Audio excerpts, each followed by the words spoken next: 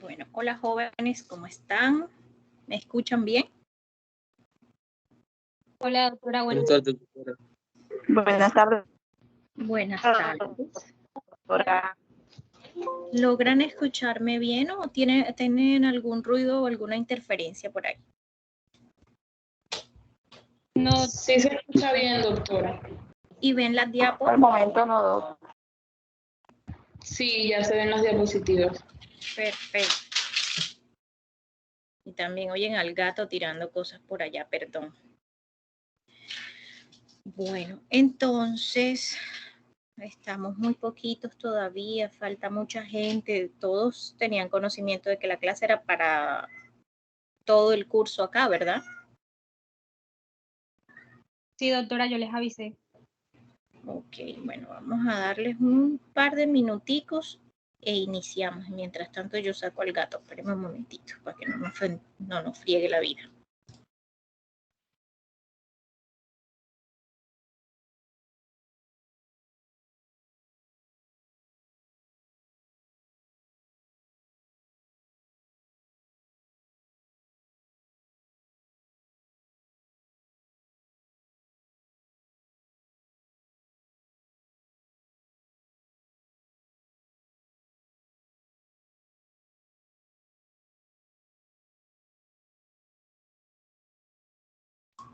Bueno, miren, en aras de la puntualidad y pues como para optimizar el tiempo, vamos entonces conversando.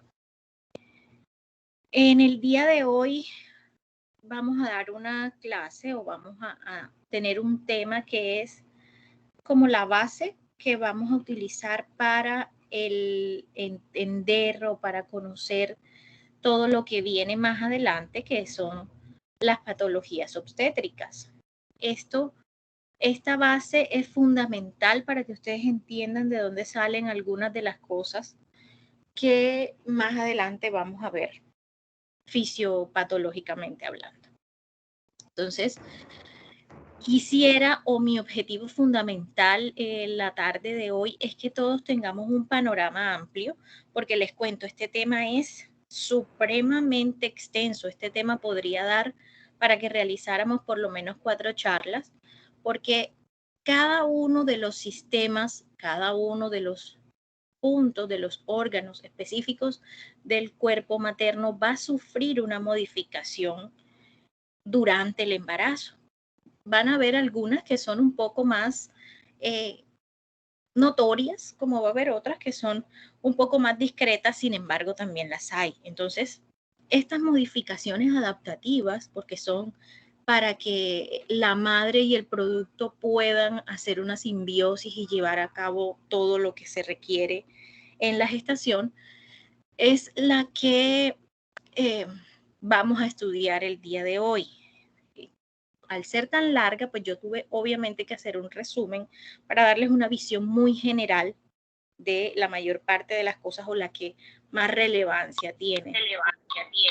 Entonces, vamos por favor a permanecer con los micrófonos silenciados y las cámaras y todo eso para optimizar el recurso del internet.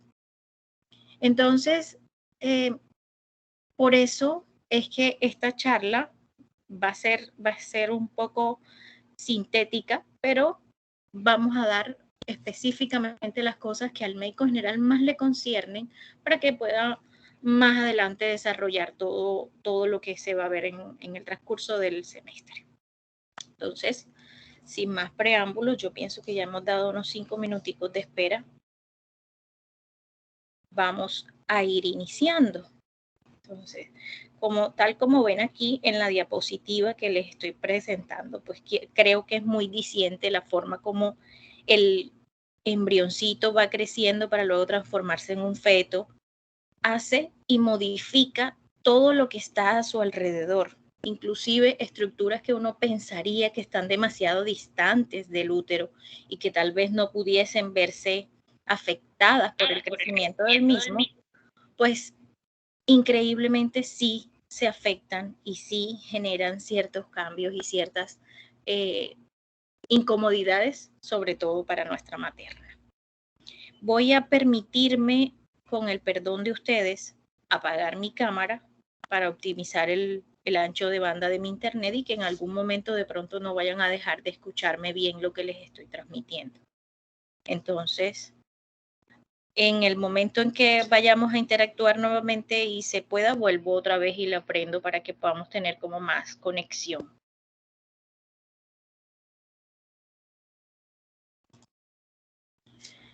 Entonces, bueno, tal como vimos ayer en la clase, nos dimos cuenta que la fecundación, es decir, el huevo se va a fecundar en la ampolla y va a tardar más o menos unos 7 días en llegar a anidar o a implantarse. Nosotros le llamamos de ambas formas, anidación o implantación. En este momento, cuando el óvulo está fecundado y está haciendo pues todo este recorrido, ya nuestra materna está sufriendo algunos cambios, en este momento muy discretos aún, pero sí se pone en marcha como ese mecanismo, sobre todo de índole hormonal, que permite que cuando ese huevo ya fecundado caiga en la cavidad endometrial, pues encuentre un terreno fértil o un terreno agradable que permita que este huevo quede pegadito allí y no que se caiga y se deseche en un sangrado menstrual o en un aparente sangrado menstrual. El tiempo que se tarda es aproximadamente de 7 días. En este momento empieza un aumento de las hormonas, tanto de estrógenos como progesterona, a darse. Y se va a empezar la producción de algo muy importante, que es la liberación de la gonadotropina coriónica humana. Ustedes saben que esta es la hormona que se encarga, pues, de iniciar como todos aquellos síntomas primarios del embarazo. Ustedes saben que ella es la responsable de las náuseas, de los vómitos matutinos, de toda esa cialorrea y toda esa sensación incómoda que presentamos las mujeres, o bueno, algunas mujeres, durante la etapa inicial de nuestro embarazo.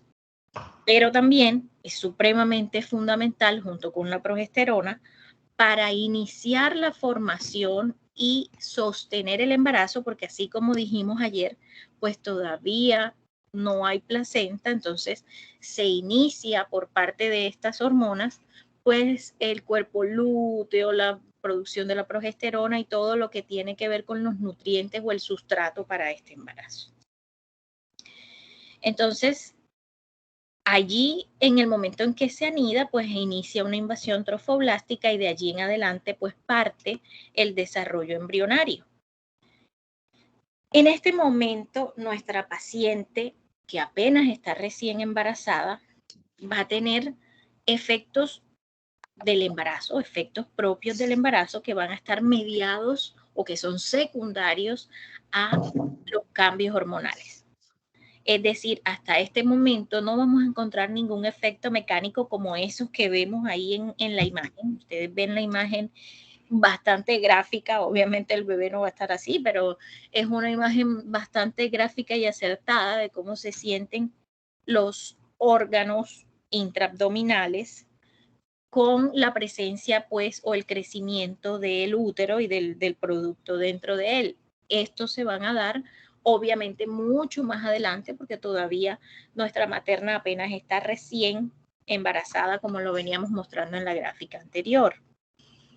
Estos efectos hormonales al principio van a estar mediados tanto por los estrógenos, la progesterona y la gonadotropina coriónica humana, y posteriormente van a persistir porque ellos no se van a ir aún después de que ya la placenta más o menos en la semana 12 haya hecho pues su arribo y haya o tenga pues todas las el arsenal que ella va a empezar a producir en la materna. Entonces ellos van a seguir a lo largo de los 9 meses y van a ser los causantes de esos síntomas o de esas otras sensaciones, otros cambios que se dan en los sistemas lejos de lo que está dentro de la cavidad abdominal. Entonces, ¿qué podemos decir? Podemos decir que los cambios o los efectos mecánicos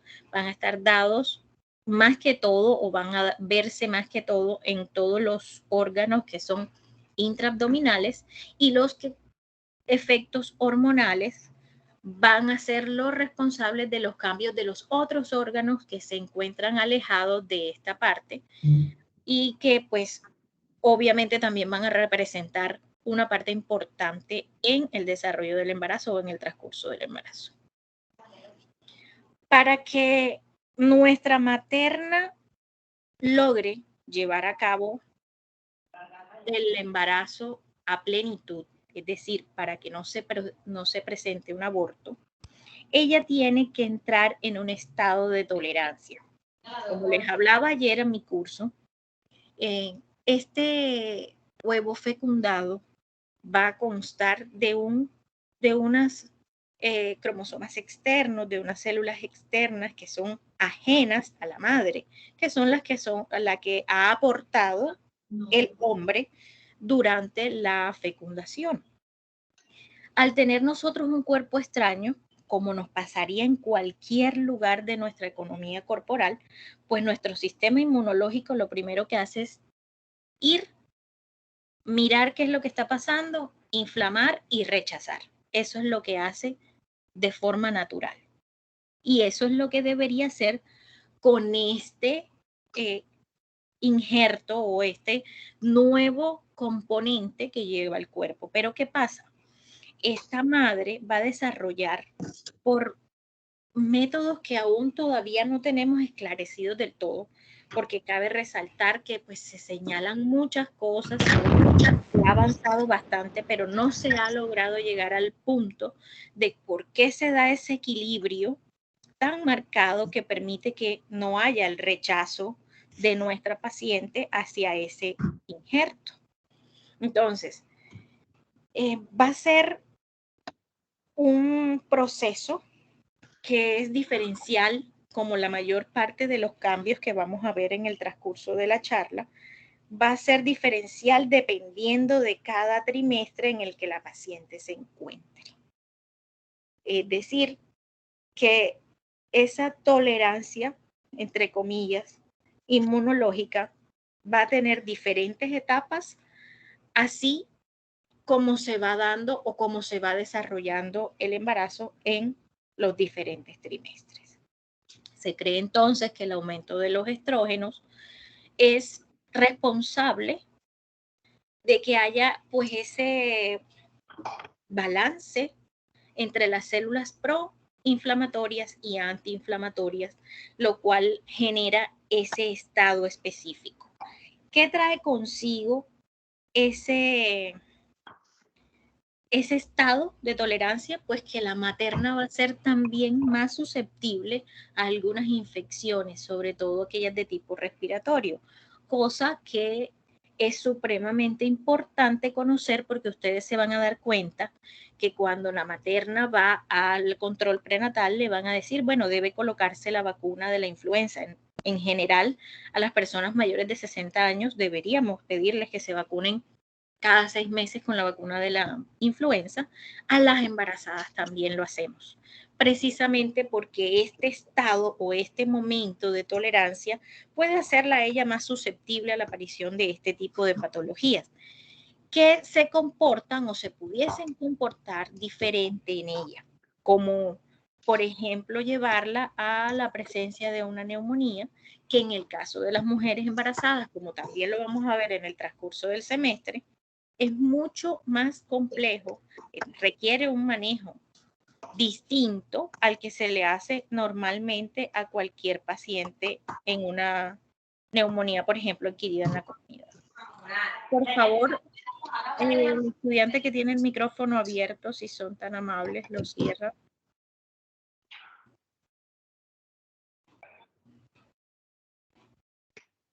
Hola. Sí. Por favor, ¿puedes cerrar tu micrófono? Sí, no, no es por el mío, sino que le estaba contestando para... Ah, ok, gracias, doctor. Muy amable.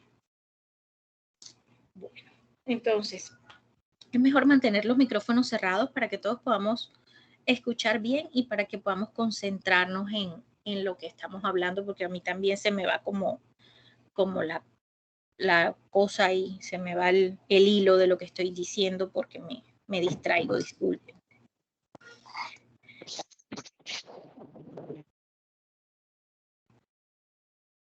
Entonces, les estaba hablando de la neumonía, por ejemplo, que va a ser de un manejo completamente diferente a lo que sería en el caso de una persona normal como ustedes o como yo, no embarazados, aunque fuese de una neumonía adquirida en la comunidad. Ahora bien, con el boom actual, que es nuestra pandemia, pues los estudios han demostrado que nuestros pacientes van a ser hasta 5 a 8 veces más susceptibles de tener enfermedades graves por la infección del COVID. Entonces, pues también en este momento le añadimos esa otra vacuna a nuestras pacientes embarazadas.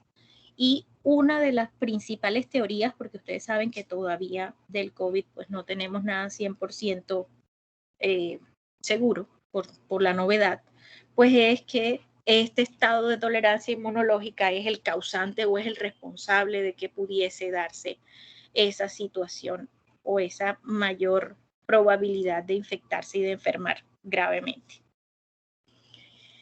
Nada escapa o nada puede verse más alterado que el metabolismo del agua corporal, y pues eso básicamente está dado porque nuestra materna necesita contra viento y marea aumentar el volumen de sangre, necesita aumentar todos los volúmenes porque tiene la necesidad de surtir el otro ser, que ustedes saben que todas las células en desarrollo, igual que el embarazo, igual que las neoplasias, necesitan muchísima más sangre, muchísima más irrigación. Entonces, en esa gran necesidad, nuestra paciente se ve abocada a empezar todo aquel sistema renina-angiotensina que ustedes ya conocen previamente en medicina interna por aquello de la hipertensión y tal. Entonces, todo esto se va a activar en nuestra materna y va a traer consigo retención de agua y sodio. No así va a verse la paciente en hipertensión, y más adelante les voy a decir por qué. A pesar de que el volumen pues va a aumentar obviamente y el agua corporal se va a ver supremamente elevada, es decir, si lo normal o lo usual es que esté en 6.5 litros a nuestra embarazada, digamos que al final en semana 30, 33 ya tendría alrededor de 8.5 litros. Esto obviamente no va a ser de un día para otro, es algo que es paulatino, vuelvo y le repito, es algo que se va dando trimestre por trimestre. Inicia muy temprano, todos estos cambios inician supremamente temprano en la gestación, pero su efecto final se va a ver más que todo en finales del segundo trimestre y principios del tercero. Entonces, toda esa retención de sodio, toda esa retención de líquido va a estar en pleno, pero no va a haber un cambio en los valores normales de en la titulación en suero del sodio sérico. Es decir, usted va a tener como parámetros para evaluar a su paciente en los electrolitos séricos los mismos parámetros que se utilizan para cualquier otro paciente normal, un paciente no embarazado como ustedes o como yo. Esto va a estar dado entonces, mediado pues por los estrógenos. Otra vez aparecen los estrógenos aquí. Ellos son los que van a incentivar a que se presente esa reabsorción tubular y de esa manera se pueda retener el sodio. Obviamente, al haber un aumento del volumen, pues tiene que aumentar también la tasa de filtración, porque pues es obvio que al haber más cantidad de líquido circulando, pues el riñón también tiene la necesidad, la obligación de hacer un proceso mucho más eficiente y mucho más rápido que cuando lo hacía normalmente, en condiciones normales. Esto, lógicamente, pues también trae consigo efectos cardiovasculares. Entonces, ahí ya vamos a encontrar que van a haber efectos de dos tipos en la parte de cardiovascular. Todo lo que habíamos hablado previamente estaba mediado única y exclusivamente por la parte hormonal. Pero como ya entramos en la parte de la cavidad intraabdominal, que también tiene repercusiones sobre la cavidad torácica, porque obviamente en el crecimiento del útero hace un efecto de masa intraabdominal que genera que hacia arriba, pues también todo lo que haya tenga la necesidad de desplazarse. Diafragma, va a tener el corazón también que de desplazarse un poco y va a limitarse mucho la capacidad de la distensión pulmonar, porque obviamente hay algo allí que está ocupando un espacio que antes ellos podían usar libremente. Entonces ese motivo o ese efecto de masa hace que el ápex se corra un poquito hacia la izquierda y hacia arriba. Allí pues es lógico que se va a presentar mucho más en los trimestres más avanzados, en el trimestre más avanzado, es decir, en la semana de la semana 30 en adelante va a ser aún más notorio. Vamos a encontrar que va a haber una ligera cardiomegalia, generalmente va a estar dada o va a ser secundaria a una hipertrofia ligera del ventrículo izquierdo. Obviamente, pues esto por todo lo que ya les había mencionado con respecto al aumento del volumen plasmático. Este volumen plasmático va a poner, así como va a poner a trabajar más al riñón, también va a poner a trabajar más al corazón. Y este corazón que trabaja más, pues obviamente puede ser susceptible a tener una ligera hipertrofia. Esto va a ser fisiológico y todo va a ser revertido una vez el embarazo termine, una vez el embarazo haya culminado. Vamos a poder auscultar un soplo también fisiológico.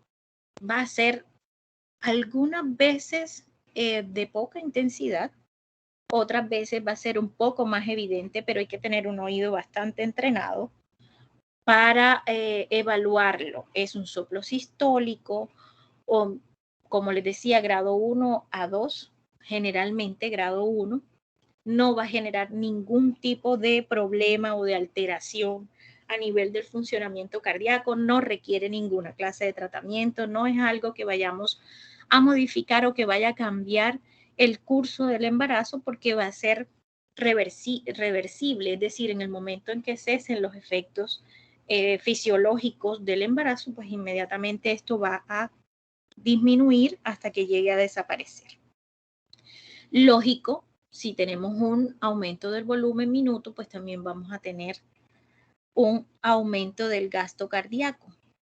Este va a darse también de forma paulatina y llega más o menos entre 30 o 50% más de lo que normalmente él estaba trabajando. ¿Qué pasa? Que tenemos, como ya ustedes vieron, que hay un aumento del volumen plasmático, retención de sodio y agua. Y la doctora también está diciendo que hay una hipertrofia cardíaca leve. Y entonces, ¿por qué no se sube la presión? Ahí vendría la pregunta del $1.000.000. ¿Por qué no se sube la presión si todo eso que habíamos hablado previamente pues debería llevarme a que nuestra paciente embarazada pues fuese hipertensa? Pues entonces ahí ya no entra a jugar los estrógenos que habían jugado el papel en la parte del eje renina, angiotensina, aldosterona, sino que entra a jugar su papel la progesterona. Nuestra progesterona va a actuar sobre todo sobre los músculos lisos. Y ustedes saben que las venas y las arterias, tiene muchísimo músculo liso, y lo que va a hacer es que va a disminuir esa resistencia vascular, va a ayudar a que esos vasos se vuelvan, digamos, más fáciles de transitar, por llamarlo de alguna forma, por parte de el volumen plasmático que vaya pasando por ahí. Por ende, nuestro corazón va a tener que hacer menos fuerza y por ende, pues nuestra paciente embarazada no va a resultar en hipertensión. Todo lo contrario. Cuando nuestra paciente llegue a la mitad del embarazo, ella va a disminuir aproximadamente el 20% de sus cifras tensionales previas al embarazo. Entonces, vuelvo e insisto, vamos a tener unos cambios en cuanto a la tensión arterial que van a estar relacionados directamente con el momento del embarazo en el que la paciente se encuentre. Es decir, nuestra paciente en el primer trimestre va a tener un valor relativamente normal, es decir, el acostumbrado para ella, el que ella tenía normalmente antes de embarazarse. Luego, cuando vaya llegando a la mitad del embarazo, que es más o menos en la semana 20, ella va a tener esta caída o esta disminución en las cifras de tensión arterial que van a ser completamente normales. No hay por qué alarmarse. Es decir, si mi paciente llegó al control prenatal, porque es algo que usted va a evidenciar y va a dejar registrado, en la semana 10, y cuando yo la vi en la semana 10 tenía 120/80, digamos, y luego viene en la semana 18 y tenía 120/70, digamos, y luego viene en la semana 22 y la vuelvo a chequear y le encuentro que tiene 160, no voy a decir que esa paciente tiene una hipotensión, o no voy a alertar o alarmar a la señora con respecto a sus cifras tensionales, porque ya yo voy a saber que esto es un efecto normal secundario a la progesterona y a todos los cambios propios de la gestación. Una vez la señora pase más allá del tercer trimestre, estas cifras tensionales van a volver a la normalidad. Es decir, van a estar muy cercanas a lo que estaban al inicio del embarazo. Entonces, digamos en nuestro ejemplo, estaba en 120/80 cuando llegó la primera vez. Cuando ella se encuentra en el tercer trimestre y cercana al parto, vamos a encontrar que la paciente puede tener 120/70 o puede tener 120/80 sin ningún problema, y no va a ser esto causa de ningún tipo de patología. Sí puede alertarme a mí como médico el hecho de que yo valore a mi paciente al inicio de la gestación y luego de esto la valore en la mitad del embarazo y me encuentre con que las cifras tensionales no han disminuido, o por el contrario han tendido a elevarse un poco más. Volvamos a nuestro ejemplo, estaba en 120/80 y posterior a eso ya dejó de estar en 120/80 en la semana 20 o 22, sino que está en 120/90. Ya eso debe alarmarme porque no es lo que fisiológicamente hablando yo debería estar experimentando con esa paciente. Eso debe darme pie para saber que es una paciente que muy probablemente está desarrollando un trastorno hipertensivo de la gestación y que es o que lo que debo hacer es remitirla inmediatamente para ginecología con esa sospecha y hacer los exámenes pertinentes para ese efecto. Entonces, miren la importancia de que ustedes conozcan este efecto simple de los estrógenos y la progesterona sobre la parte cardiovascular para enfocarlo en la parte clínica o en lo que ustedes van a ver clínicamente y van a experimentar en el transcurso de sus rotaciones prácticas y en general de su vida profesional. Obviamente, como ya hablamos, pues así, tal como el corazón se ve afectado por el crecimiento del útero, también obvio, vamos a ver que se afecta el sistema respiratorio. Pues lógicamente, si los pulmones pierden ese espacio usual, por decirlo de alguna forma, con el que ellos contaban para expandirse, pues ahora va a ser diferente. Eso sin contar con que los estrógenos y la progesterona pues también van a hacer de las suyas sobre su epitelio o sobre el epitelio en general del sistema respiratorio. Entonces, uno de los principales cambios, y esto es algo que quiero hacer énfasis para que no se asusten cuando su paciente llegue y se los comente, es que el estrógeno sobre las mucosas va a generar un cierto edema sobre ellos, un edema mínimo obviamente, pero un edema en general, y va a causar también una cierta hiperemia. Eso hace que esos tejidos mucosos tengan cierta susceptibilidad a traumas, a microtraumas, que puedan generar sangrados muy específicos. Entonces, por ejemplo, nuestra paciente embarazada puede presentar con cierta frecuencia epíxtasis, cuadros de epíxtasis. No quiere decir que la paciente tenga un problema de coagulación o que haya que ir a hacerle un taponamiento nasal y no sé qué, no. Es simplemente un efecto secundario. Hay que explicarle a la madre y manejarlo de la misma manera como lo manejaríamos en otro momento. No hay necesidad de que hagamos mayor cantidad de estudios. Ahora bien, pues es obvio que si no solamente la epíxtasis, sino que también está teniendo una gran cantidad de sangrados, pues hematomas, petequias y eso, pues ya la cosa iría por otro lado, ¿no? Pero dentro de lo normal, pues nuestra paciente embarazada va a tender a tener mayor cantidad de episodios de ese tipo que los que tuviese si no estuviera embarazada, y el motivo pues son estos estrógenos benditos que hacen de las suyas en ese momento. También nuestra paciente puede experimentar algo de congestión nasal, nos puede decir que tiene como la nariz tapada y que le molesta un poco más de lo usual. Es el mismo efecto, todo está dado por el mismo problema del aumento de los estrógenos. Entonces vean ustedes lo que les decía al principio, órganos tan lejanos o lugares, sitios anatómicos tan lejanos del útero, pues también se van a ver afectados, y todo esto porque estos estrógenos y esta progesterona, al igual que la gonadotropina, tienen efectos secundarios, por llamarlo de alguna forma, igual que cualquier otro medicamento en el resto de la economía corporal. Lógico, pues también van a haber unos cambios mecánicos.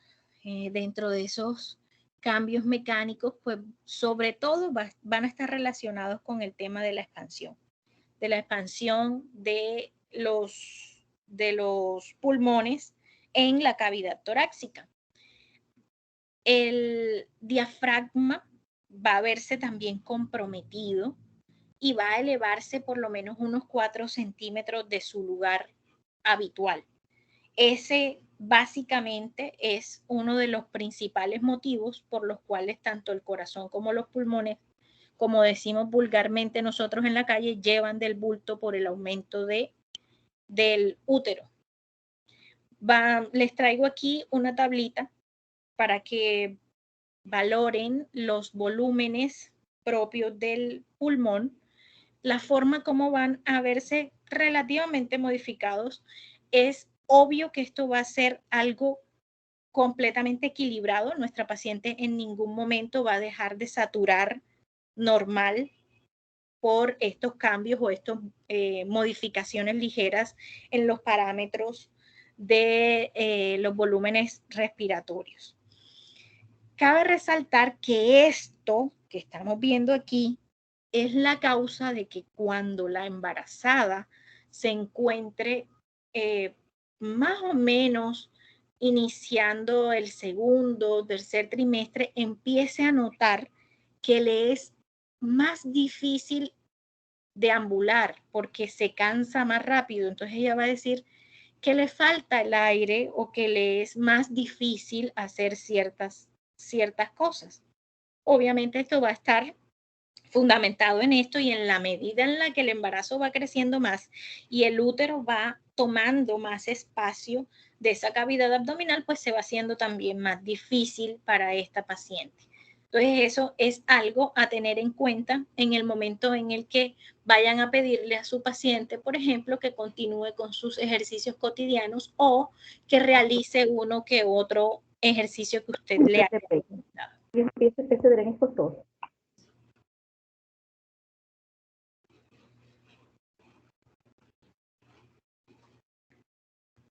Lógicamente, en el momento en el que aumenta el solvente, pues los solutos también deben verse modificados, ¿verdad? Entonces, hay algo supremamente importante que ustedes van a requerir saber. Es que la paciente embarazada va a presentar una anemia que es fisiológica y es netamente dilucional. Es decir, no es que haya menos cantidad de glóbulos rojos, sino que hay más cantidad de plasma, y por eso ustedes van a notar que la paciente va a tener diferentes valores normales en el transcurso del embarazo para la hemoglobina. Esto es un punto también fundamental que usted debe memorizar, que usted debe tener claro, porque pues el hemograma va a ser uno de los estudios que usted va a realizar en el transcurso del embarazo en cada uno de los trimestres.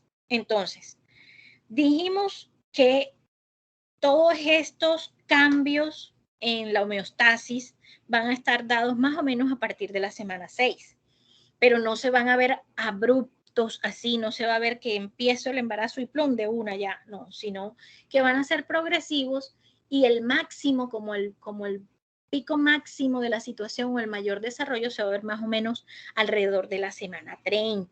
Entonces, en ese orden de ideas, si mi paciente llega, digamos, en semana 12, por decir cualquier cosa, al inicio del control prenatal, pues sus valores de hemoglobina deberían ser normales, es decir, en 12, que es lo usual para nosotras las mujeres, o muy cercanos a 12, y eso sería lo normal, porque todavía el efecto de todo este proceso de los cambios no se ha instaurado con fuerza, no se ha dado con mayor notoriedad. En la medida en la que ella va entrando en el segundo trimestre de la gestación, pues entonces ya esos cambios sí van siendo un poco más notorios, y yo podría tener como un valor normal de un 11.5, ya no 12 como lo teníamos al inicio, sino de un 11.5 como un valor relativamente aceptable de la hemoglobina de mi paciente. Pero cuando ya llegamos al tercer trimestre, es decir, ya estamos en semana 30 o estamos pasando semana 30, pues entonces yo debo tener un rango distinto, y ese rango va a estar aceptado 10.5 como mínimo, pues 10.5 de hemoglobina en nuestra paciente. Entonces, pregunto yo, si mi paciente embarazada con 12 semanas llega con 11 de hemoglobina, yo le voy a decir que eso es una anemia fisiológica.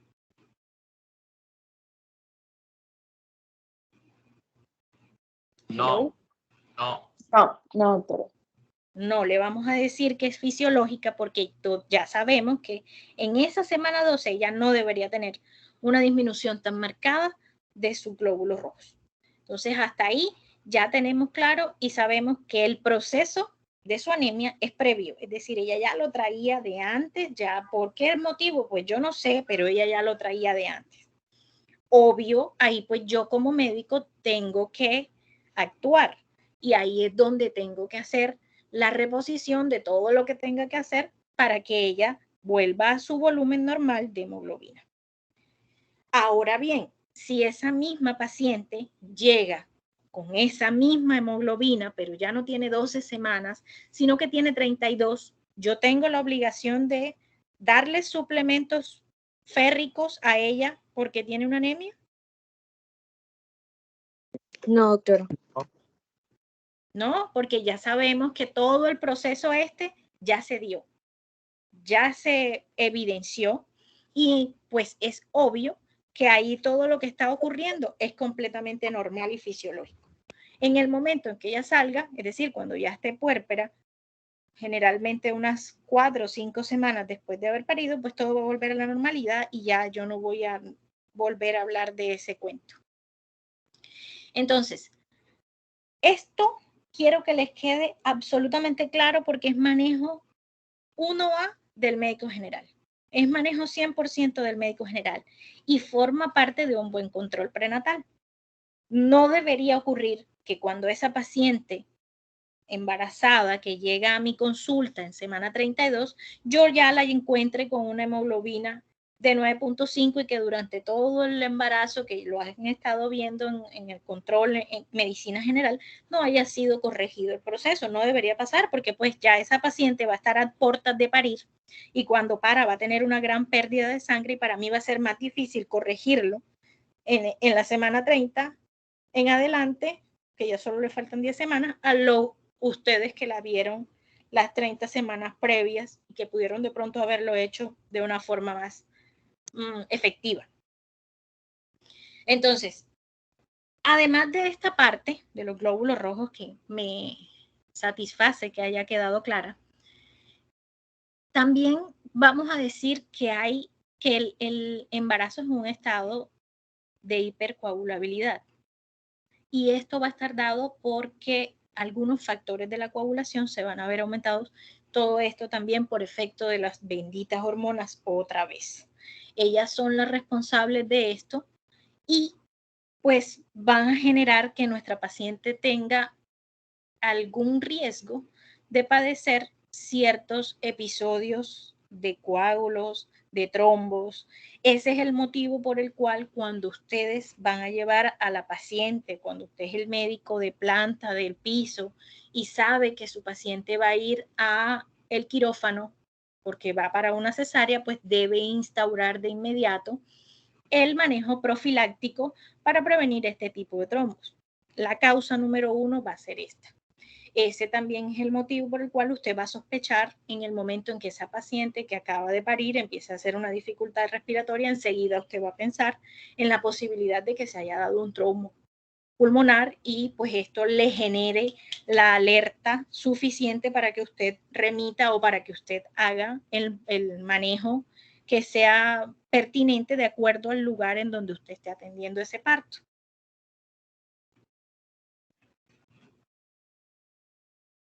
Acá hay como un resumen de los cambios del gasto cardíaco. Obviamente se va a afectar el volumen minuto, pues obvio, si tengo mayor cantidad de sangre circulando, pues también tengo que aumentar el volumen minuto para que la cosa fluya coherentemente. ¿Qué pasa a nivel de las plaquetas? Pues estas plaquetas van a tener una, digamos, vida menos larga que en el resto de las pacientes, por ende va a haber una destrucción más rápida. Y esto va a hacer que haya una disminución progresiva en el número de las plaquetas de nuestra paciente. El valor normal en una paciente normal, como ustedes no embarazadas o yo, es de 150,000, ¿cierto? Dependiendo del trimestre de la gestación, nuestra paciente podría tener menos de 150,000 plaquetas y no ser un proceso patológico. Vuelvo otra vez al ejemplo que les ponía del caso de la hemoglobina. Ella llega con su examen de sangre y esta vez yo no voy a mirar la hemoglobina, sino que voy a mirar el recuento plaquetario. Ella llega, semana 12, me muestra que tiene plaquetas en 185,000, digamos. Eso está completamente normal. Ella debe estar en esos niveles normalmente, porque pues ese es el que ella debía traer desde antes de embarazarse.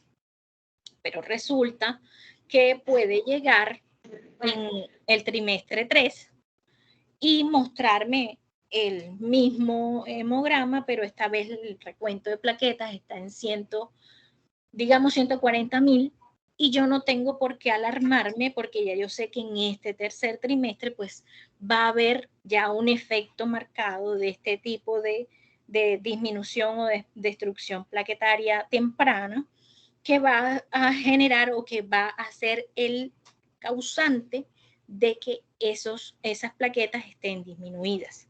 Simplemente, ¿qué debo hacer? Pues coger el primer hemograma que ella me trajo cuando ella vino, estaba normal.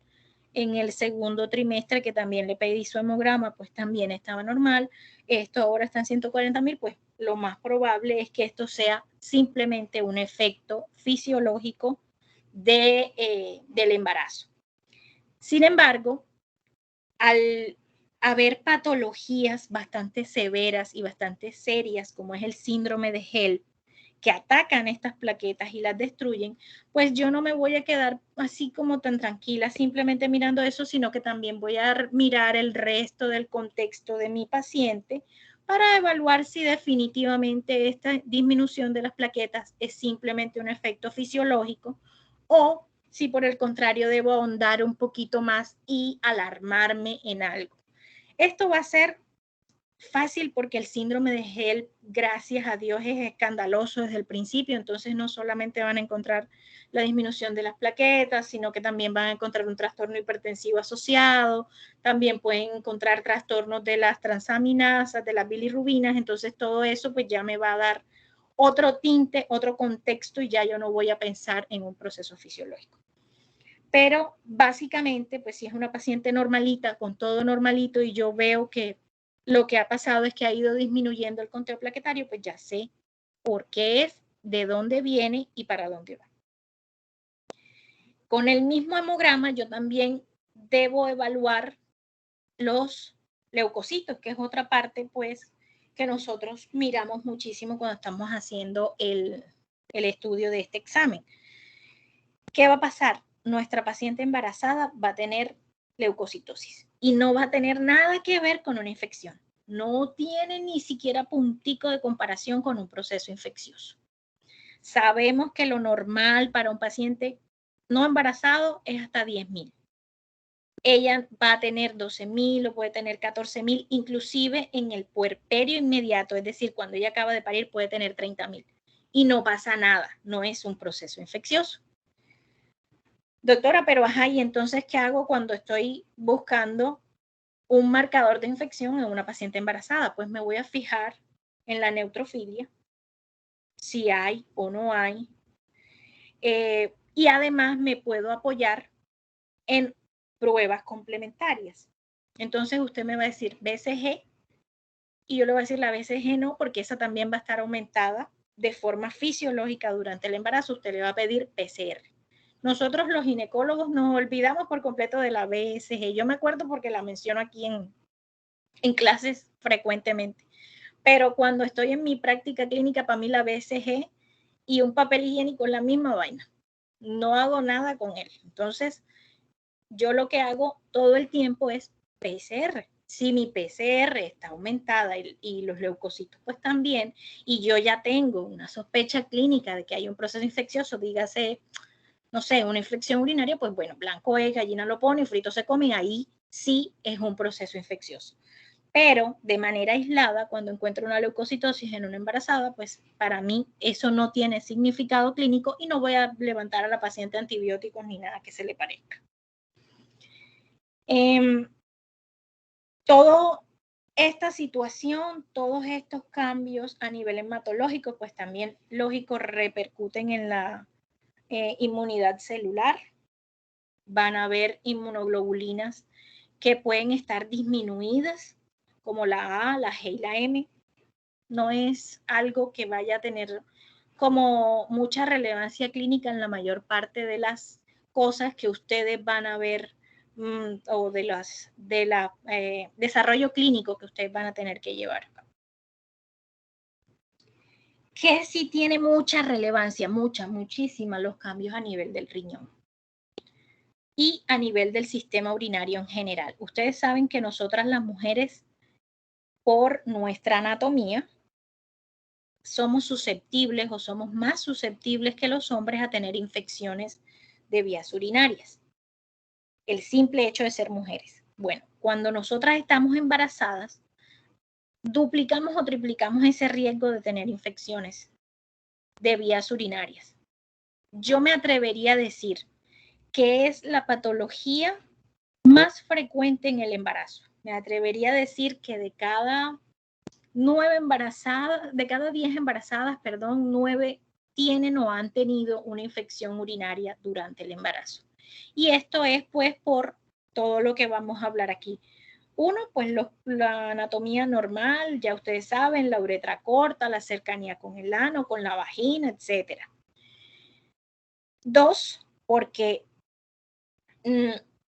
nuestra amiga, los estrógenos van a edematizar la vejiga, ya les dije, van a generar también el poco de hiperemia, eso lo hace un caldo o un lugar muy chévere para que las bacterias colonicen, sumado a que el aumento del tamaño del útero puede generar presión sobre la vejiga y forma saculaciones que permiten que haya éstasis urinaria allí, y esa éstasis urinaria es susceptible de que alguna bacteria que venga subiendo colonice ese poquito de orina que hay y se genere la infección. Y otra de las cosas que ocurre es que también cuando la orina viene bajando de los riñones, se ve también perjudicada o obstruida por el mismo crecimiento del útero a nivel de los ureteres, que en general van a verse disminuidos de calibre también, pues por el efecto de masa que le hizo el útero allí. Entonces, eso va a traer consigo la posibilidad de que nuestra embarazada haga todo ese tipo de infecciones. Ahora bien, nuestros riñones van a aumentar muchísimo de tamaño, todo porque pues tienen que trabajar más, tal como el corazón. ¿Se acuerdan que hablábamos del volumen plasmático? También hablábamos de que pues obviamente tienen que hacer todo el proceso de filtración con mayor rapidez. Entonces eso hace que este riñoncito pueda hipertrofiarse o pueda crecer hasta 1.5 centímetros más de lo que usualmente tenía.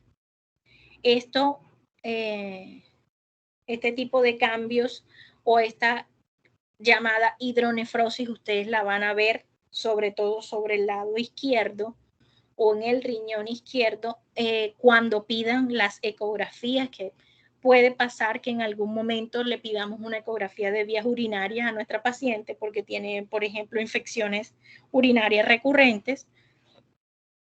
Entonces allí vamos a evidenciar este crecimiento, o el ecografista nos va a mencionar el proceso. Ya tenemos que saber, tenemos que tener claro que no es un proceso anómalo, no la vamos a mandar con el urólogo, ni con el nefrólogo, ni nada de eso, sino que ya sabemos que es simple y sencillamente por estos cambios fisiológicos secundarios a las dos cosas, al proceso mecánico y al proceso hormonal, que ya nos había puesto a trabajar mucho, con mucha más rapidez, el riñón. En cuanto a la vejiga, pues además de verse alterada por su vecino el útero, también se ve alterada por la parte de las hormonas, por lo que les acabo de decir, del edema y la fragilidad de la pared de la vejiga, de la mucosa, perdón, vesical. Esto va a traer consigo que pueda haber hematuria. Obvio, no va a ser una hematuria macroscópica, va a ser una hematuria microscópica, es decir, cuando usted vea el parcial de orina, no se altere, no se asuste al ver que de repente le diga que tiene de 3 a 5 hematíes. No pasa nada, seguramente esto va a ser un proceso fisiológico y normal, por lo que ya habíamos hablado previamente.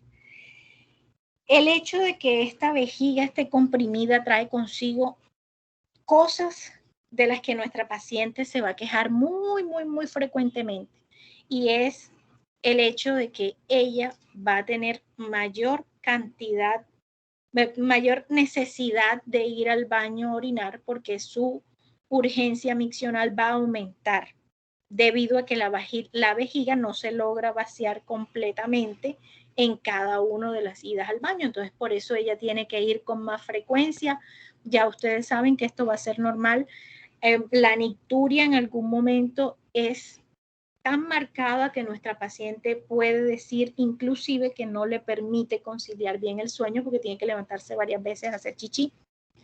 Otra de las cosas que nuestra paciente se va a quejar y que ustedes la van a poder evidenciar es la incontinencia urinaria, sobre todo ya al final del embarazo, en los últimos meses de la gestación, va a presentar esa incontinencia que en algunos casos ella puede confundirla con salida de líquido amniótico. Entonces ella le va a decir que está teniendo pérdida de líquido. Usted tiene que saber diferenciar si realmente es líquido amniótico o si es orina. Recuerden que ayer hablábamos sobre el líquido amniótico y decíamos que una de las características principales del líquido amniótico es el olor, que huele a cloro. Entonces, allí es donde ustedes se van a dar cuenta que nosotros los ginecólogos utilizamos con mucha frecuencia el olor para diagnosticar diferentes cosas. Una de ellas es esta. Este diagnóstico diferencial no cuesta, 0. Eso sí, si no tenemos COVID, pues si no, no olemos nada. Entonces, pues, aquí hay un recuento. El flujo renal aumenta un 50%, aumenta el tamaño del riñón, la tasa de filtración glomerular, como ya habíamos dicho. Hay que destacar un punto y son los niveles de creatinina. Los niveles de creatinina van a disminuir considerablemente respecto a los valores de una paciente no embarazada. Entonces se dice que los valores de creatinina aceptados para una mujer embarazada estarían entre 0.5 y 0.9 miligramos por decilitro. No como cualquier otro paciente normal de medicina interna, por ejemplo, que ustedes estaban acostumbrados a ver que era de 1 o de 1.2, dependiendo del laboratorio que se utilice. Si su paciente embarazada llega a consulta con un nivel de creatinina en 1, algo malo hay. ¿Qué es? Hay que buscarlo, pero algo malo hay porque definitivamente eso no es fisiológico. Lo que pase de 0.9 en la embarazada está alterado. Igual que el nitrógeno ureico, que va a estar ligeramente disminuido, no va a ser una gran cosa, pero pues nunca va a exceder por encima de los límites que tiene los valores normales de cualquier paciente. En el momento en que haya una alteración, principalmente de la creatinina, que es nuestro derrotero para ciertas patologías o para la mayor parte de las patologías renales en el embarazo, si hay alguna alteración de ese tipo, tenemos que buscar un proceso patológico porque ahí algo no anda bien. Puede aparecer cierta glicosuria, obviamente, pues no va a ser la superglicosuria, pero sí puede aparecer y ser relativamente normal. Hay algo con la proteinuria y es que ella no debe aumentar de forma considerable. Tenemos un valor estándar para ella también y es de 300 miligramos sobre decilitro en 24 horas como máximo. Si excedemos ese límite, pues entonces estamos hablando también de un proceso patológico, así como con los niveles de creatinina.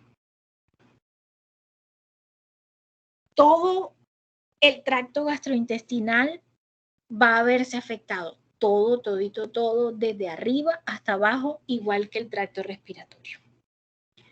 Los cambios en el tracto gastrointestinal son bastante marcados y son bastante molestos.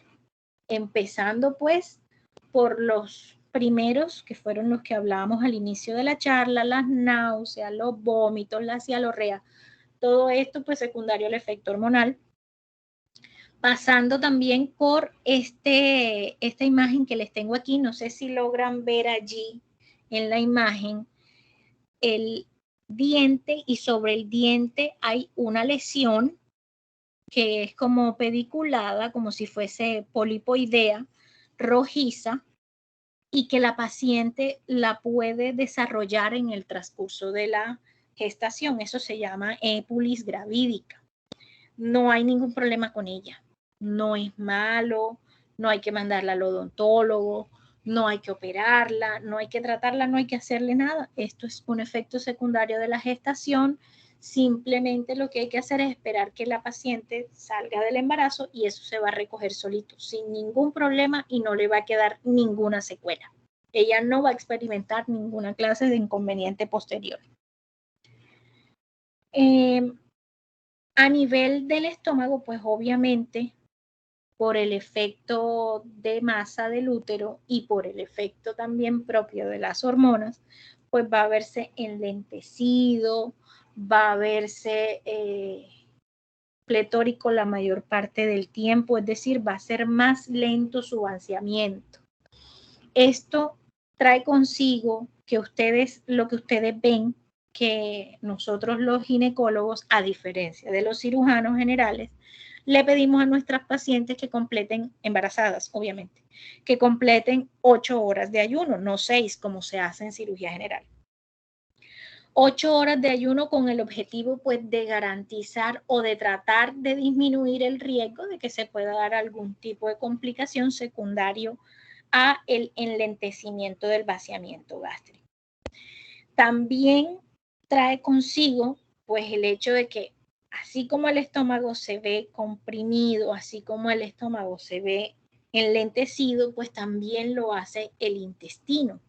Entonces, las heces duran mucho más tiempo allí, atrapadas en el intestino, y por ende se empieza a reabsorber, pues ya de por sí el cuerpo está sacando agua de donde puede, se empieza a reabsorber toda el agua de las heces y quedan más compactas, lo que hace que sea más difícil que salgan y que la paciente evacúe, trayendo consigo que el estreñimiento.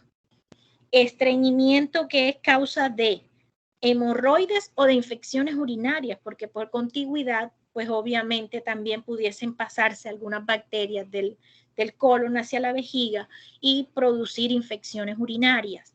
Entonces, pues, toda esta situación hace que nuestra materna se queje muchísimo y va a ser algo que ustedes van a experimentar con mucha frecuencia durante su práctica médica. Y es que ella le va a decir, doctor, se me dificulta ir al baño, necesito que me ayude con algo para yo poder hacer mis deposiciones normales. En ese momento, pues nosotros tenemos que instaurar una dieta apropiada, rica en fibra, pedirle a la señora que tome más líquidos, que tome más agua, y en algunos casos podemos necesitar recurrir a medicamentos para ayudarle a la paciente, depende pues del grado de estreñimiento que ella tenga. Además de eso, ella tiene otro problema y es que nosotros le damos un suplemento vitamínico a base de hierro también durante la gestación y ese suplemento vitamínico, o sea, ese hierro también produce estreñimiento.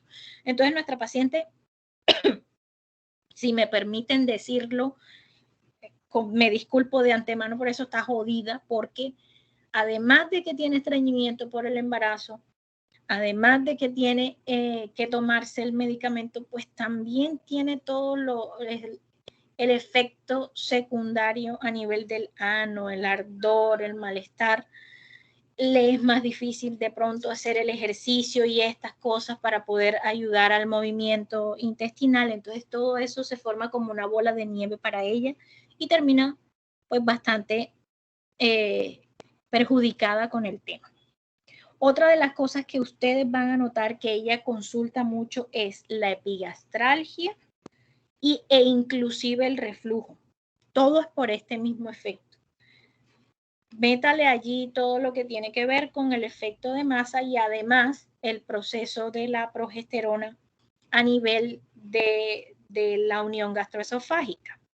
Entonces, estas pacientes pueden consultar muy frecuentemente por esto y nosotros le podemos medicar sin ningún inconveniente con el hidróxido de aluminio, etcétera, lo que manejamos normalmente para nuestra paciente con la epigastralgia o con el reflujo gastroesofágico. No lo deje pasar por alto porque es algo que de verdad es bastante molesto para ella. El hígado, perdón, Se fueron las diapositivas. Sí, doctora. Sí, doctora. ¿Dejaron doctora. de escucharme o No, algo doctora, así? solamente se fueron. ¿Y eso?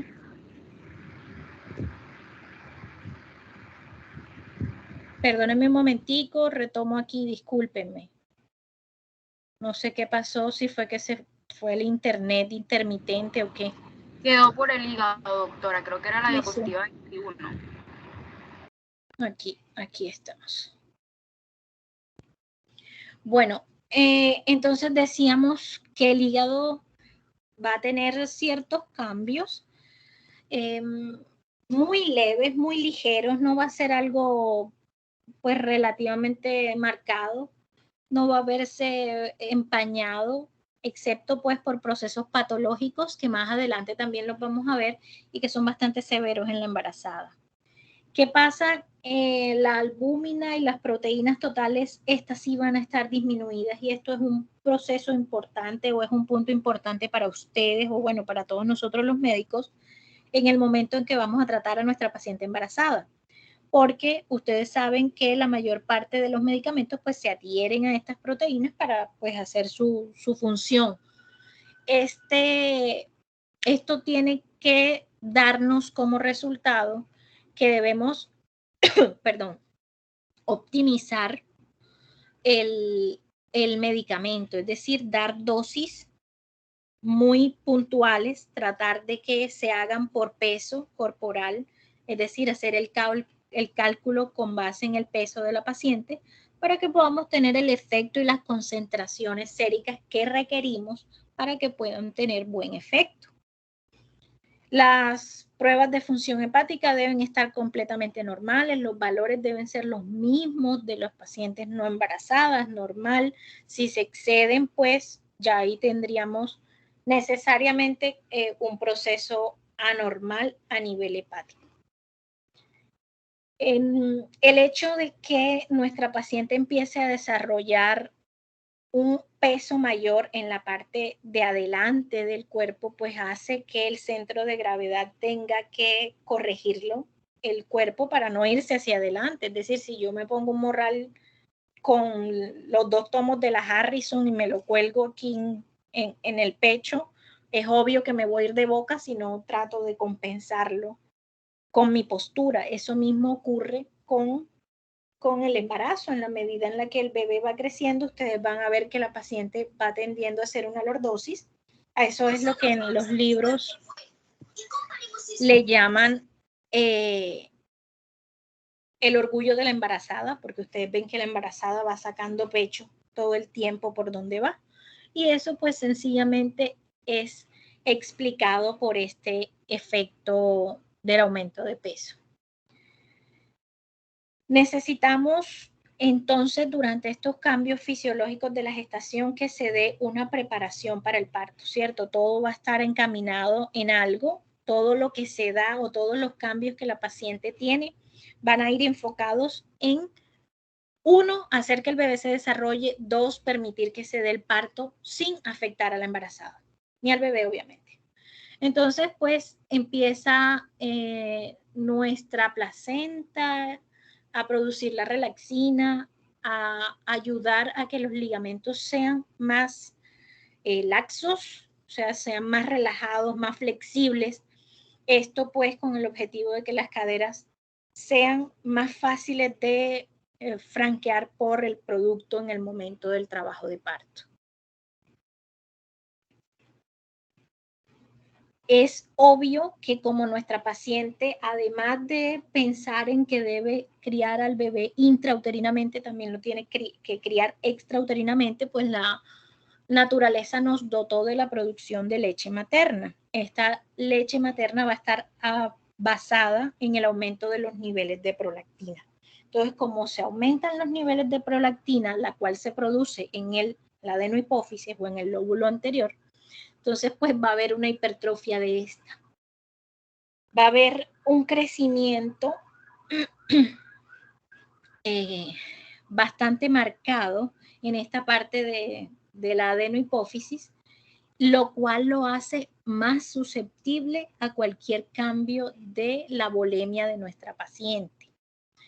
Es decir, pues como es más grande, necesita más sangre y al necesitar más sangre, si el cuerpo como mecanismo compensatorio no tiene suficiente para hacerle llegar allá, pues se lo corta o se lo disminuye y ese lóbulo que estaba hipertrofiado, pues obvio se nos muere porque queda sin la circulación. Esto es lo que ocurre cuando hay una hemorragia posparto y secundario a esa hemorragia posparto, pues se da una patología que es secundaria a la necrosis de la adenohipófisis. Más adelante eso lo van a ver en el transcurso del curso, del semestre. Por ende, pues no les voy a hablar mayor cosa, pero la causa fisiológica de eso es esto que estamos hablando acá, perdón. Van a haber obviamente cambios en todos los sistemas. Uno de los más importantes para el producto, sobre todo, es el metabolismo energético. Entonces, pues nuestra paciente, además de tener un estado de hipercoagulabilidad durante el embarazo, también tiene un estado diabetogénico en el embarazo. No quiere decir que todas las embarazadas van a ser diabéticas, no. Es un equilibrio muy fino que solamente se trunca cuando nuestra paciente ya tiene un cierto problema previo en ese sistema, es decir, ya tiene, digamos, un antecedente patológico por familiar, por una herencia, porque es obesa, porque ya traía cierto trastorno en el metabolismo y entonces pues llega estos cambios fisiológicos de la gestación y ¡plum! Terminan de embarrar la cosa y la llevan a que ella desarrolle la diabetes gestacional. Mientras que una paciente normal que no tiene ese tipo de susceptibilidades o de factores de riesgo, pues sencillamente se limita o llega hasta que hay una resistencia, un aumento de la resistencia a la insulina fisiológica que permite que los niveles de glucosa en sangre materna sean altos para que nuestro bebé pueda tener a disponibilidad o a libre demanda toda la glucosa que requiere. Ustedes saben que es el sustrato principal para que él se desarrolle, para que todo el organismo de él se desarrolle. Esto también va a estar dado por trimestres. Es decir, así como hablábamos ayer en la clase, les dije, la placenta va a estar madura porque esta resistencia a la insulina va a estar mediada por el aumento o por la producción por parte de la placenta de una hormona. ¿Cuál era la hormona que decíamos ayer, chicos? ¿Cómo se llama esa hormona? Somatomamotropina, doctora. Lactógeno placentario. Ok, para no ponerle un nombre tan maluco. El lactógeno placentario se va a encargar de que nuestra paciente mantenga esa resistencia a la insulina y le permita al producto todo el desarrollo que requiere. Resulta que esa placenta no va a producir ese lactógeno placentario así de una vez, ¡prum!, sino que va a producirlo en la medida en la que ella, la misma placenta, se va madurando o se va desarrollando. Por eso decimos que cuando la placenta está madura, que es más que todo alrededor de la semana 24 a 28, es donde hay mayor cantidad de este lactógeno placentario y es donde se dan la mayor parte de estos efectos. Perdón, de estos efectos propios de la gestación. Eso también trae consigo que yo como médico deba solicitarle a mi paciente en este momento y no en otro, pues las pruebas normales, como sería la curva de tolerancia a la glucosa, que es una prueba de tamizaje usual durante la gestación.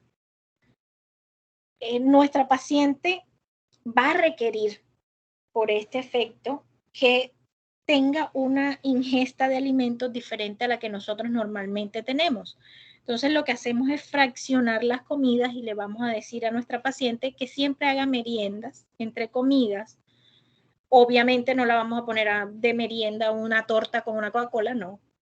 sino frutas o cosas que permitan que ella esté en la menor cantidad de tiempo posible en ayunas para que no me haga efectos hipoglicémicos severos que pudiesen traerle malestar a nuestra paciente.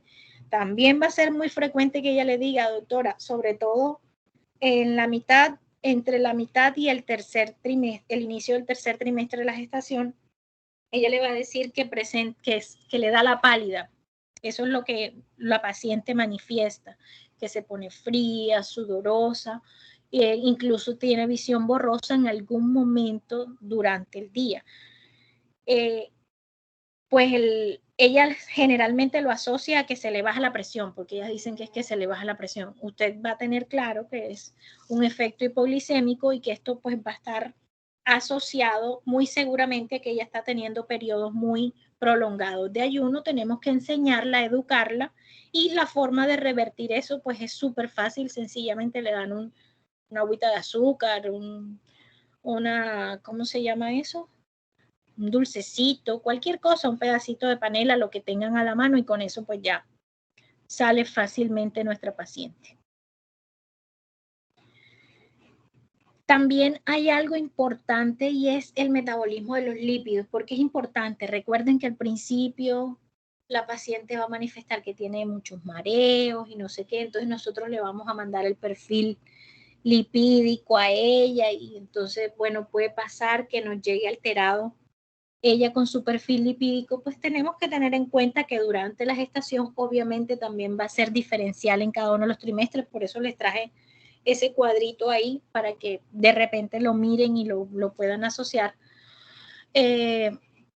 Van a estar aumentados, y esto es pues porque es el sustrato para producir todas las hormonas, todo lo que la paciente está requiriendo. Pues sabemos que estrógenos y progesterona no nacen de la nada. Ellos tienen como sustrato básico los lípidos. Entonces, pues como ella va a necesitar aumentar estos estrógenos y esta progesterona, pues va a necesitar que ese sustrato también esté presente de manera abundante. No quiere decir que nuestra paciente en ese momento vaya a ser susceptible a hacer un ateroma o que tengamos que ponerle un medicamento para bajarle el colesterol o algo así. No, para nada, es un efecto fisiológico y todo esto va a pasar o va a cesar una vez la paciente haya parido, que ya tenga su bebé.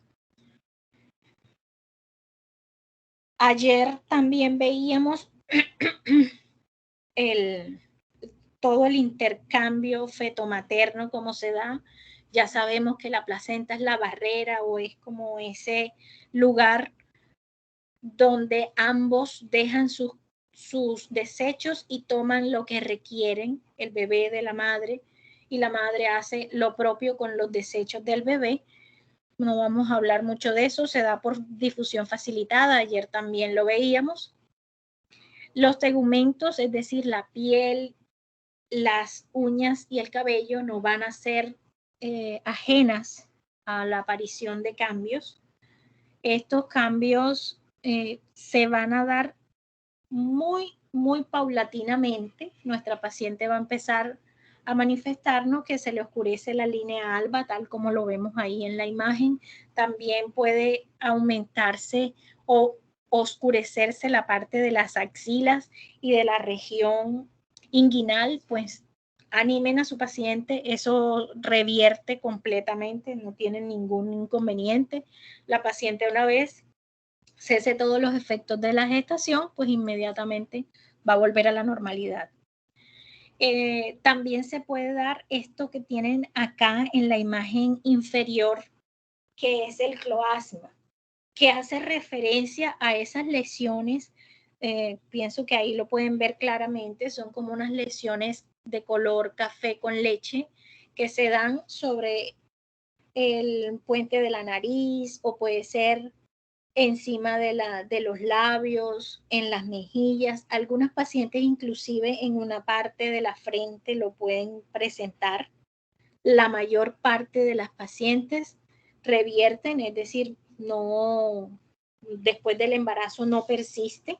Sin embargo, hay un porcentaje que pudiese continuar con él, y ustedes lo han visto, y ya pues el tratamiento de este es netamente dermatológico, ya ahí es bastante complicado en realidad revertirlo al 100% cuando la paciente queda o persiste con este tipo de cambios, pero la mayoría van a revertir. No tiene nada que ver con la raza, blancas, negras, todas por igual pues sufren la aparición de este tipo de manchas, por decirlo, pero hay unas que son un poco más susceptibles de acuerdo a la piel de cada una. Vamos a tener dos cosas diferentes. Durante el embarazo puede haber un leve hirsutismo, un leve a moderado hirsutismo, algo de virilización, algún tipo de aumento ahí en el manejo del vello corporal y eso. Pero inmediatamente la paciente pare, pues pasa lo contrario. Es decir, es como si el cuerpo se preparara para lo que viene después. En el momento en que la paciente entra en puerperio, empiezan a perder muchísimo cabello, se llama efluvio telógeno, y la paciente va a empezar a experimentar una pérdida de cabello tal cual como lo vemos ahí en la imagen, bastante marcada, y se caracteriza porque pues como ya habían salido otros cabellos previamente durante el transcurso del embarazo, pues van a tener los pelos parados, así como uno le dice frizz. Van a tener muchísimos pelitos así paraditos ahí en el borde de la línea del cuero cabelludo. Hay que animarla, eso se mejora. Lo malo es que después con todos los problemas y todas las cosas que traen los hijos, pues se le vuelve a caer. Así que, bueno, nada que hacer, disfruten su cabello por ahora que son solteras y sin hijos. Entonces, chicos, hasta aquí hemos traído este breve recuento. Abro ahora la imagen para que podamos hacer preguntas o aportes de otras cosas que quisiésemos compartir.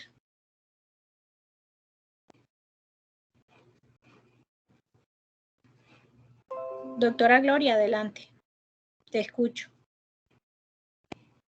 Hola doctora, buenas tardes. Muchas gracias Hola. por su charla. Yo quería hacerle una pregunta acerca de las complicaciones que estaba usted comentando acerca del tracto digestivo. Entonces, mi inquietud era de que, por ejemplo, si es sí o sí que vamos a tener a pacientes con estreñimiento o si va a presentarse esto en mayor probabilidad en pacientes ya que tengan pues antecedentes ya, por ejemplo, de hemorroides o de estreñimiento. Mira, lo vamos a tener siempre, solo que hay pacientes que son bien rejuiciosas con la dieta y con líquidos y eso, y lo manejan. Pero todas las pacientes embarazadas tienen cierto grado de estreñimiento. Obvio, las que ya lo traían previamente, las que pues ya tenían su patología de base, va a ser más difícil para ellas y ahí es donde tú puedes medicar al paciente para evitar que de repente vayan a haber complicaciones con las hemorroides, por ejemplo, que hagan que la paciente tenga que ir corriendo a la emergencia porque pues hay una hemorroides trombosada o algo así y termine en algún problema, en algún procedimiento quirúrgico, pero en general todas van a tener cierto grado de estreñimiento. Por eso es súper importante, chicos, y no sé si lo notaron durante toda la charla, la enfoco siempre para que ustedes se den cuenta cuáles son las cosas que van a desarrollar en el control prenatal y que tienen un plus o un agregado para su materna si usted lo hace bien hecho. Entonces, en este caso, es súper importante que usted envíe a la paciente, apenas llega al control prenatal, la envía a nutrición, para que la nutricionista se encargue de darle a la paciente una dieta chévere que le ayude a que no llegue allá, porque pues como te digo, es un proceso paulatino en la medida en la que el embarazo va avanzando, ella va avanzando también con el tema del estreñimiento, y pues la nutricionista le puede ayudar muchísimo ahí. Doctora Dayana.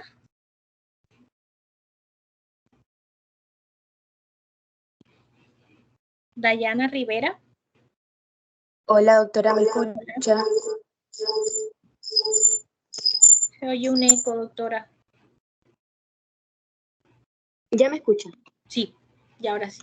Doctora, mi pregunta es con relación a la actividad física. He visto que ahora último es bastante común ver mamitas embarazadas haciendo ejercicio físico y se ha vuelto algo muy cotidiano, más que todo en estos últimos años. Entonces mi pregunta sería, ¿cómo impacta el ejercicio físico o por el contrario el sedentarismo en las cifras tensionales de la materna en el último trimestre del embarazo? No, mira, ella va a tener las mismas cifras tensionales que traía cuando no estaba embarazada al final del embarazo, independientemente de si hace o no hace ejercicio. El proceso patológico del trastorno hipertensivo de la gestación, ustedes van a ver, eso es un tema aparte en el microcurrículo. El trastorno hipertensivo de la gestación tiene otra génesis distinta a la que tiene la hipertensión arterial crónica. El proceso está directamente relacionado con la parte de la invasión del trofoblasto. Obviamente, si tu materna está en el chip ese de estar haciendo ejercicio y todo el cuento, pues obvio que debe ser una paciente bastante saludable y eso pues sí, tiene un efecto benéfico en ella, pues eso es innegable y todos lo sabemos. Cosa que no ocurre en la paciente pues sedentaria, lógicamente. Pero no es que ella, la materna, se vaya a poner a hacer ejercicio durante el embarazo para prevenir tal, sino que generalmente ella traía una cultura de deporte previa. La que tú ves en el Instagram y en todas estas vainas que están en el gimnasio haciendo pesas y no sé qué, es porque ellas ya previamente traían ese chip montado. Eso no fue que ellas lo hicieron ahora porque, ay, quedé embarazada y voy a prevenir, no, nada que ver. Ella ya tenía esa situación previamente al embarazo. Y generalmente no lo hacen pensando en salud, sino más bien en cómo voy a quedar cuando para verme linda cuando para y cuando esté embarazada también. Entonces, a lo que me refiero es que la génesis, o a lo que voy básicamente, es que la génesis del trastorno hipertensivo tiene otras vías distintas a ese proceso de ejercicio o no ejercicio. No sé si respondí tu pregunta, no sé si entendí lo que querías preguntarme. Sí, doctora, fue clara. Gracias. Ok. La doctora Ledis. Buenas tardes, doctora. Bueno, muchas gracias por la charla. Bueno, tengo una pregunta con respecto en la parte cardiovascular.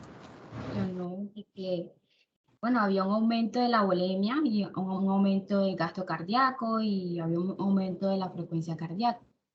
Bueno, pues yo estuve leyendo que debido a estos cambios cardiovasculares, muchas gestantes pueden desarrollar insuficiencia cardíaca de alto gasto. ¿Esto es muy frecuente o cuál es la probabilidad de que por esa insuficiencia cardíaca se produzca debido a esos cambios?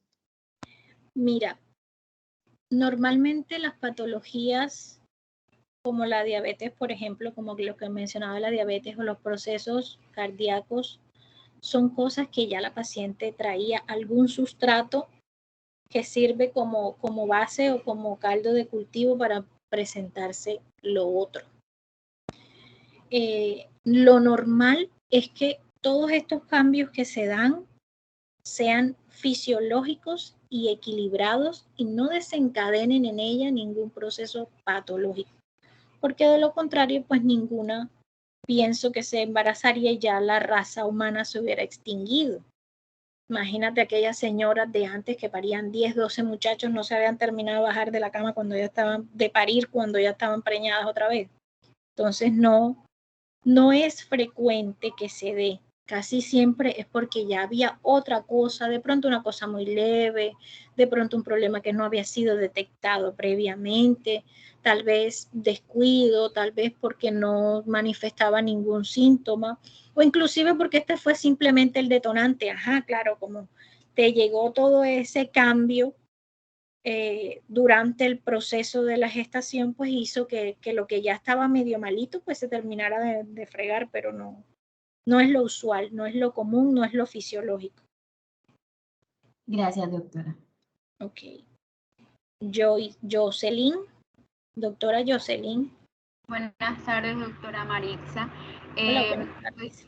Lo que quisiera decir era, pues, aportando algo más sobre lo que usted le respondió a la compañera Dayana, y de que es importante recalcar eso, que pues el gasto cardíaco en cualquier embarazada va a estar aumentado.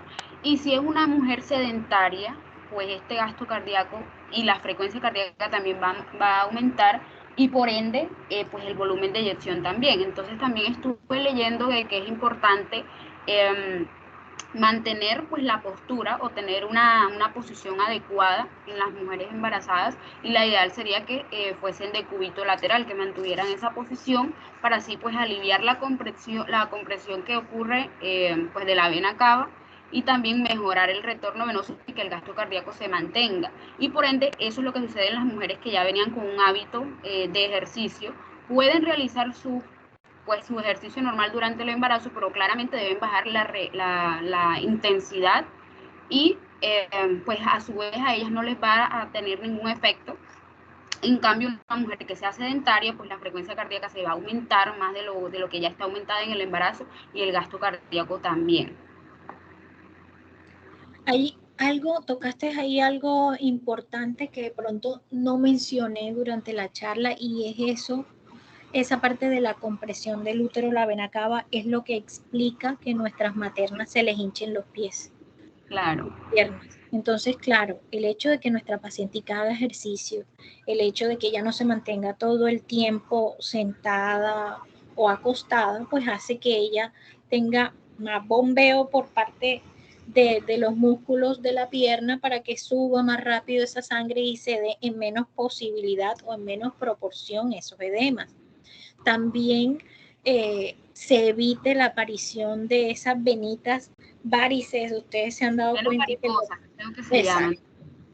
ustedes se han dado cuenta que durante el embarazo las pacientes pueden desarrollar o se les pueden ver aún más esas venas varicosas, y el motivo es básicamente ese éxtasis que produce el útero.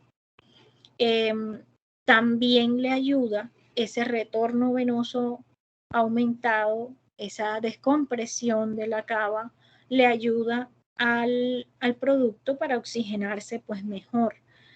En realidad la paciente va a adoptar, quiera o no, ciertas posiciones que le sean más favorables en la medida en la que el útero vaya creciendo.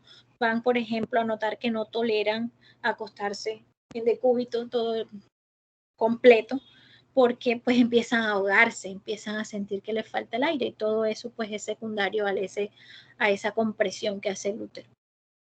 Gracias, doctora. Importante lo que nos mencionas. Doctora Eileen. Hola, doctora. Hola, no te había oído hoy. Bueno, mi pregunta, doctora, es la siguiente. Bueno, usted nos hablaba acerca de los cambios fisiológicos, más que todo cambios hormonales que ocurren a nivel del embarazo. Entonces nos hablaba acerca de los cambios dados principalmente por la progesterona directamente al músculo liso, y todos esos cambios urinarios como la tasa de filtración glomerular, todos los cambios que ocurren a nivel del riñón. Entonces mi pregunta es la siguiente. Es frecuente encontrar en una embarazada que por todos esos cambios ella presente cálculos renales, que es lo que comúnmente unas embarazadas vienen y dicen, no, es que el doctor me dijo que tengo arenilla, pero en estos casos dicen que no se le da un tratamiento específico, sino que solamente se le da un tratamiento pues para el dolor, que es lo que normalmente suelen presentar. Es bastante común esto, y cómo se debería tratar bueno, en el caso de que una embarazada lo presente. Sí, doctora, es frecuente, y no solamente por esos cambios que tú vas a mencionar, sino también por los metabólicos. Recuerda, lo del calcio, lo de los lípidos, también ocurre no solo con los cálculos renales, sino con los cálculos biliares. Aparecen mucho durante la gestación, pues por estos efectos secundarios. Obvio, es lo mismo que les decía, la paciente ya de antes traía alguito, traía su, como decimos aquí en la costa, su 16. Pero llegaron los cambios fisiológicos de la gestación y ¡pum! Hace que ella, pues, además de tener la susceptibilidad, ya desarrolle como tal el problema. Si El manejo debe ser sintomático si es posible. Es decir, pues si es un cálculo que está obstruyendo definitivamente el ureter, que el riñón pues ya está súper crecido, súper grande, secundario a que no puede sacar la orina de allá, pues ni modo, hay que operar. Pero eso, obvio, es un evento muy infrecuente. Lo frecuente es que sean cálculos pequeños y que yo pueda manejarlos sintomáticamente durante los 9 meses de la gestación y ya después pues el doctor definirá al urólogo qué va a hacer con ellos. Dentro de esto pues lo que debemos sugerirle a la paciente es lo del tema de la dieta, es lo de que tome muchísimos líquidos para que trate de evacuar lo que más pueda y el manejo con analgésicos normal que se le debe dar cuando tenga el proceso de dolor. Ahora bien, como este evento específico de los cálculos renales puede desencadenar también infecciones urinarias, entonces vamos a vernos en la necesidad de darle un antiséptico urinario para que esta paciente no tenga infección durante todo el embarazo, porque después va a ser muy difícil quitársela. Entonces, pues básicamente ese es el manejo. Ah, ok, doctora, muchas gracias. Vale. Doctor Oscar. Buenas tardes, doctora. Tengo dos preguntas. Una consecuente con lo que decía la doctora Eileen. Una de ellas es, entonces, en la mujer embarazada con sintomatología irritativa urinaria, ¿es mandatorio hacer siempre urocultivos en ellas o en algunos casos específicos? Te voy más allá. Y de segunda... Perdóname, te respondo esta y luego te respondo la otra para que no Listo, no se me vaya la paloma. Vamos más allá. Cualquier paciente que tenga sintomatología urinaria le damos tratamiento.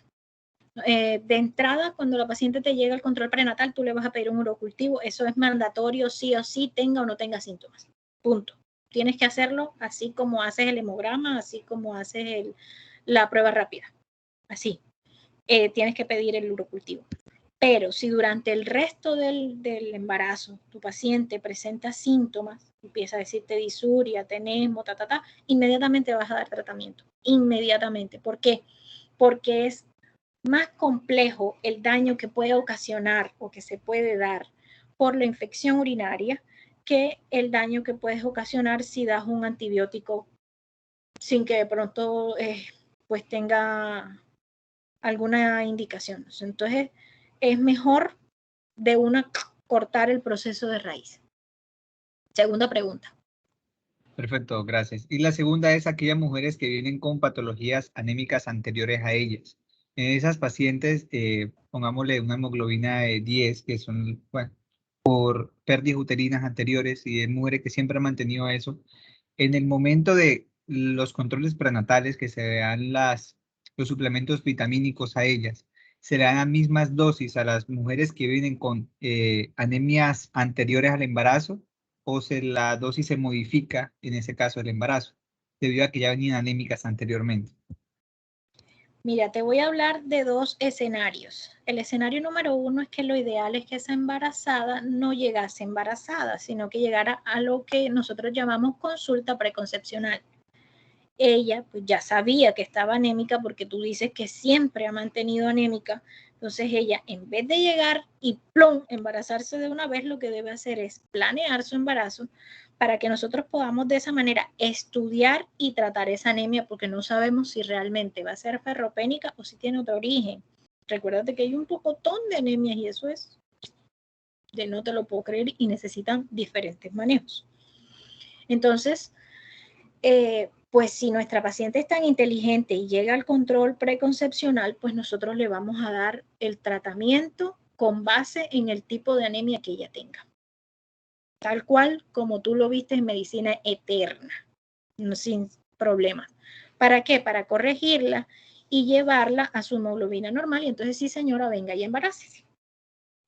Pero la mayoría no son así de juiciosas, sino que llegan y se embarazan y no les importa el tema y ya llegan al embarazo pues con la anemia. Vamos a depender del tipo de anemia, vuelvo.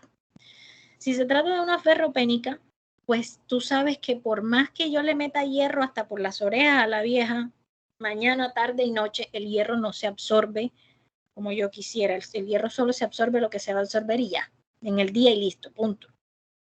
Entonces, yo lo que debo hacer es dar tratamientos complementarios, es decir, doy el suplemento de hierro y de ácido fólico si es del caso, y además de eso, insisto en el tema nutricional, porque ahí sí se absorbe mejor. Entonces, ahí es donde yo voy a decir a la paciente que debe comer hígado, pajarilla, lenteja, frijoles, no, garbanzos.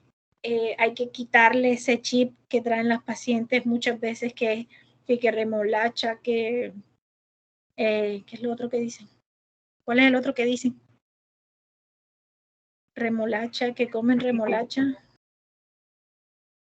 Hay otra cosa que ellas dicen que comen para eso, que toman. Bien. Eso, hay que quitarles ese chip porque eso no está dentro de las cosas que realmente funcionan. Lo que sí está comprobado que funcionan son los granos y las vísceras. Entonces, pues listo, ya llegó en esas, yo tengo que tratar de meterle esa vaina para que ella suba en lo más rápidamente posible. Si la anemia que trae es muy severa, ya entonces la cosa, o severa, ya la cosa es a otro nivel y depende de la edad gestacional. Podría ser que yo requiriera hierro parenteral, porque tú sabes que con ese sube más rápido. El tema es que para el embarazo, para corregir esa parte de la anemia, solo tenemos los 9 meses del embarazo. Entonces, entre más lejos yo consiga a la paciente, o sea, entre más cercana al término yo consiga a la paciente con la anemia, pues más difícil es que yo realmente la recupere para el parto. Entonces, por eso es que yo les hacía la claridad en ese aspecto, que es más fácil ustedes que lo cogen de una vez en el control prenatal, digamos que en el inicio, ¿no?, de la gestación, la mayor parte de las veces.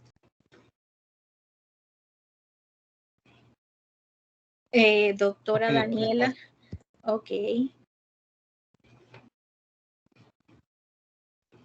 Buenas tardes, doctora.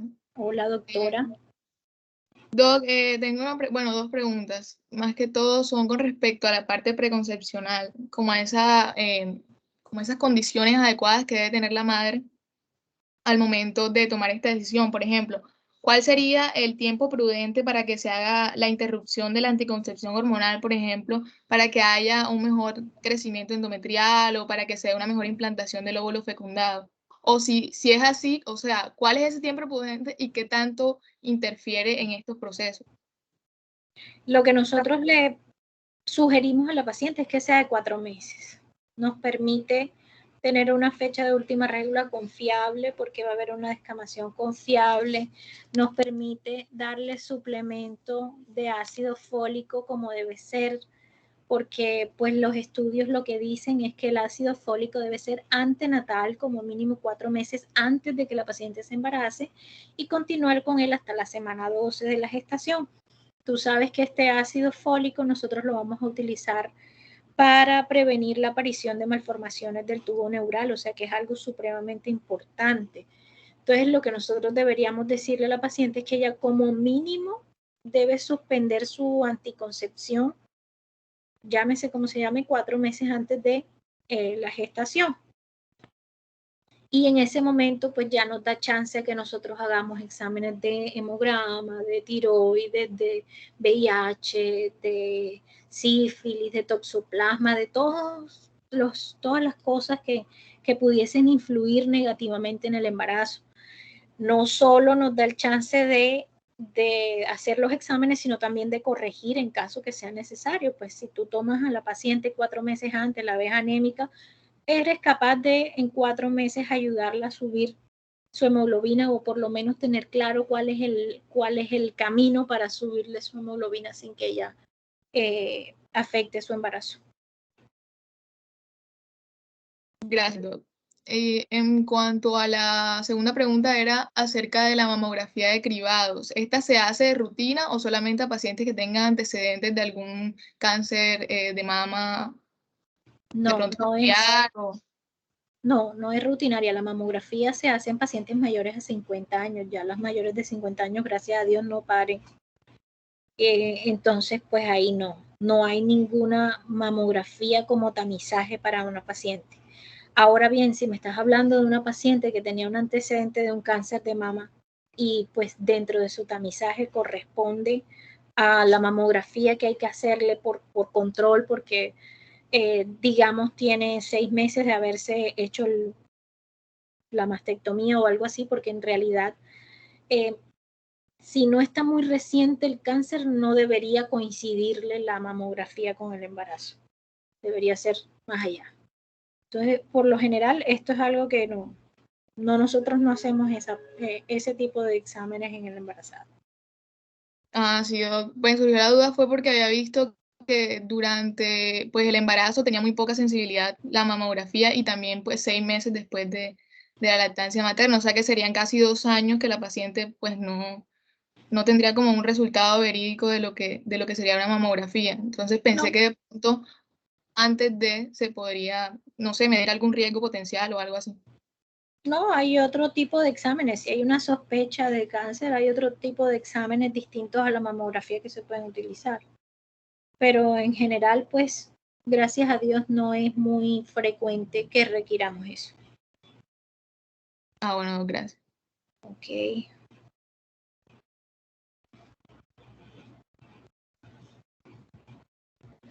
Bueno, chicos, entonces pienso que hasta aquí tenemos nuestra clase del día de hoy. El viernes nos vemos acá también por este mismo canal con el doctor Fermín Navarro.